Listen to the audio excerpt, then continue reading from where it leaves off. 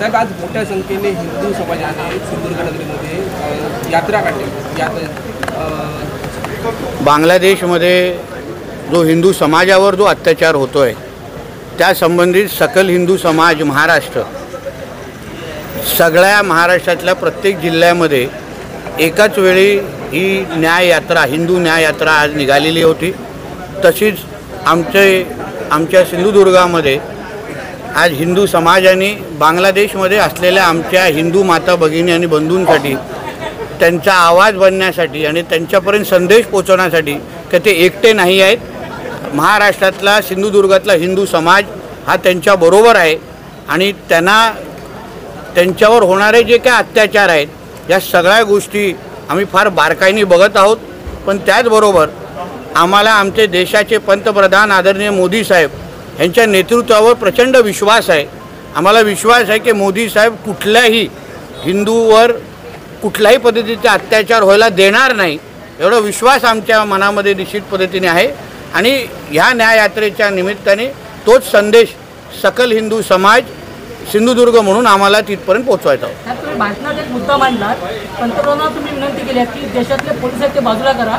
एकाही 5 मिनिटं हो 5 मिनिटं संख्येच्या अनुसार बोललो, कारण का आम्हाला त्यांना ठेचून संपवण्यासाठी 5च मिनिटं खूप आहेत, कारण ते संख्येने एवढे जास्त बांगलादेशी आणि रोहिंगे नाही आहेत।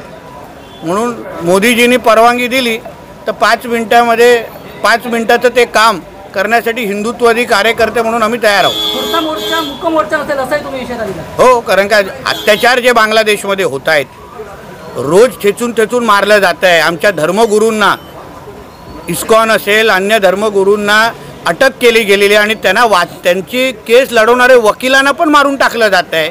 आमच्या माता भगिनींवर सामूहिक बलात्काराचे घटना वाढत चाललेल्या आहेत। या बौद्ध समाजाच्या मूर्त्या विटंबना केली जात आहेत, बौद्ध समाजाला टार्गेट केलं जात आहे। या सगळ्याच्या विरुद्ध आमच्या मनात राग आहे ना। आज बांगलादेशमध्ये घडते, उद्या देशामध्ये घडू शकतं। म्हणून या सगळ्याबद्दल एक संदेश गेला पाहिजे आणि म्हणूनच आम्ही ते वक्तव्य केलेलं आहे। भाषणामध्ये आपण असंही म्हटलं की 2 आपत्ती असेल तर त्यांना जी लाडकी बहीण योजनेतून बाहेर काढावा आणि आदिवासी समाजातील लोकांना 2 आपत्त्यापेक्षा जास्त असेल, कारण का एका बाजूला मतदान करत असताना मोदीजी नको, हिंदुत्ववादी विचाराचं सरकार महायुती सरकार नको, पण अन्य वेळी आमच्या प्रत्येक शासकीय योजनेचा लाभ घेणारे मुसलमान समाजाचे कुटुंबे असतात। मग तुम्हाला अगर तुमचा धर्मच महत्त्वाचा असेल मग तुम्ही लाभ कशाला घेता? आणि मुख्यमंत्री लाडली बहीण योजनेमध्ये जे लाभार्थीची यादी आहे त्याच्यात बघितलं, त्याच्यामध्ये जास्त लाभार्थी हे त्याच संख्येचे दिसत आहेत।